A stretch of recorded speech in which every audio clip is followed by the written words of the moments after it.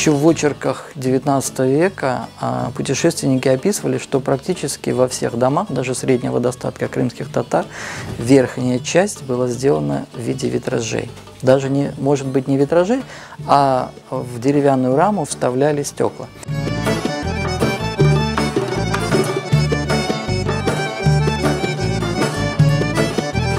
И первый мой светильник я как сделал, я его принес и показал Рустем-ага.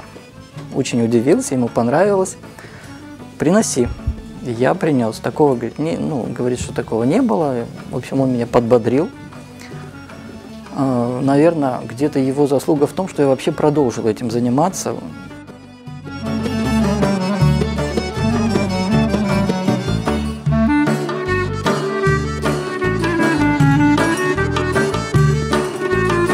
Стекло такой особый материал, его нужно чувствовать. Наверное, как и глину, как и там ткань какую-то, кожу, его нужно чувствовать. И вот пока ты не почувствуешь тепло, внутреннюю структуру стекла, что ли, сделать что-то красивое, сложно.